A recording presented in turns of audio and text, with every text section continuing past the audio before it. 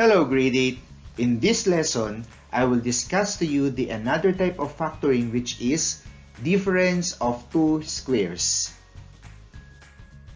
Before we start, let us review the perfect squares.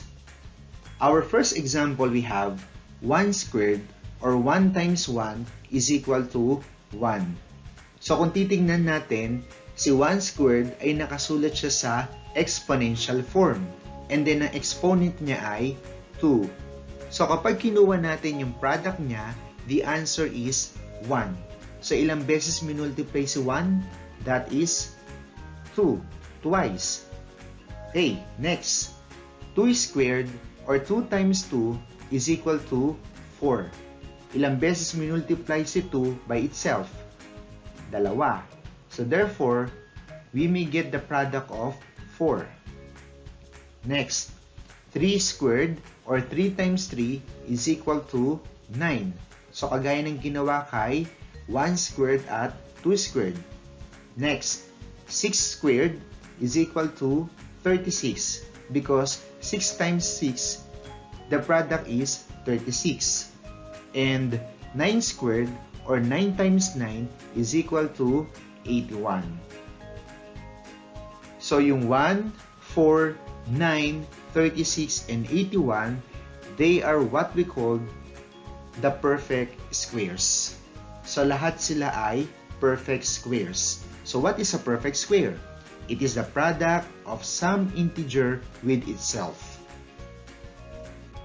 Before we proceed to the difference of two squares, let us get the product first of the quantity x plus 2 and quantity x minus 2. What method that we are going to use? FOIL method. F stands for first terms, O for outer terms, I for inner terms, and L for last terms. Let us start. What are the first terms? X and X. Kapag pinag-multiply, X times X is equal to X squared. How about outer terms? We have x and negative 2. So, x times negative 2 is equal to negative 2x. Ang rule sa multiplication, kapag magkaiba ang sign, the answer is always negative o yung product niya. How about the inner terms? Yon, so positive 2 and positive x. So, 2 times x is equal to 2x.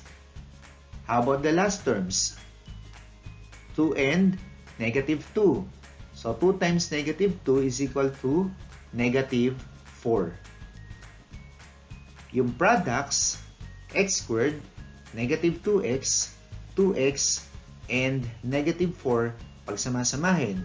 And then, combining like terms. So, nasa ng like terms natin? Negative 2x and positive 2x. Ang rule sa addition, kapag magkaiba ang sign, the operation is subtraction. So, isusubtract natin silang dalawa. Negative 2x plus 2x, that is 0. So, cancel na natin sila. Ang matitira ay x squared minus 4. Look at the first term. Naka-square ba siya? Yes. How about the second term? Yung 4. Of course, kasi 2 times 2, that is a 4. Tignan ang middle. Ano ang operation natin? Subtraction or difference. This is what we call the difference of two squares. We will now have the pattern of the quantity a squared minus b squared is equal to quantity a plus b times the quantity of a minus b. Therefore, the difference of two squares is the product of sum and difference of two terms. Let us have an example. Our first example, we have b squared minus 9. To factor the difference of two squares, the given must be a binomial and each term is a perfect square. Look at the first term. Is it a perfect square? Yes, because b times b, the product is b squared. How about 9? Yes, 3 times 3, that is 9. And there is a minus sign between the terms. Meron ba? Meron. So this binomial is an example of a difference of two squares. Factorable siya. So paano natin i-factor? Yung pattern na sa taas. First step, square the first and last terms, then write difference as the middle sign. First term is b, second term is 3. And write the first and second terms as sum and difference of two terms. So yung first term and last term, isusulat natin siya as sum and difference. So we have quantity b plus 3 times the quantity of b minus 3. So this is the factor. Kapag minultiply natin si b times b, the product is b squared. And positive 3 times negative 3 is negative 9. So this is the factored form. Our next example, we have 4x squared minus 25. Difference of two squares? Of course, because the first term is a perfect square, the second term is also a perfect square, and there is a minus sign between the terms. Paano natin siya fa-factor? Parehas ng pattern natin sa una. Square the first term and the last term, then write difference as the middle sign. First term is 2x, second term is 5. And then, write the first and second terms as sum and difference of two terms. So this is the factored form. Next example, we have 9m to the fourth minus 16n squared. Look at the first term. The exponent of variable m is 4. Perfect square? Of course, because that is an even number. How about the second term? 16n squared. Of course, this is a perfect square also. And there is a minus sign between the terms.